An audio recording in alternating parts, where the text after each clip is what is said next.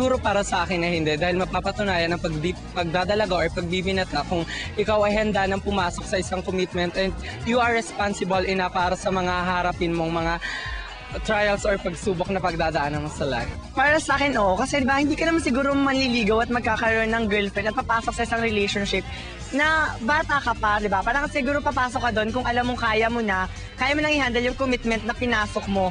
Para sa akin, hindi sukatan ng pagiging ganap na binata o dalaga yung pagkakaroon ng boyfriend. Although maraming nagdedepend dun ngayon para ma-prove na ganap na silang nagdadalaga at nagbibinata. Para sa akin, yun pa rin yung capability ng isang kabataan na magawa yung responsibilities niya sa tahanan at saka sa eskwelahan. Kung responsable ka na sa mga ginagawa mo, dun mo talaga masasabing dalaga ka na or binata. Hindi lang kasi sa edad ang pinagbabatayan ng pagiging ganun. Para sa akin, ang pagkakaroon ng girlfriend o boyfriend ay hindi sukatan ng pagiging binata o dalaga.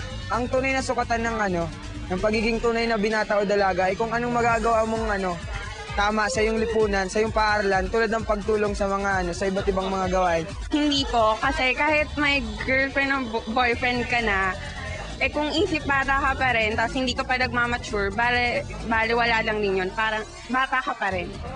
Oo, kasi I think naman hindi sila papasok sa ganong sitwasyon kung hindi pa sila mature.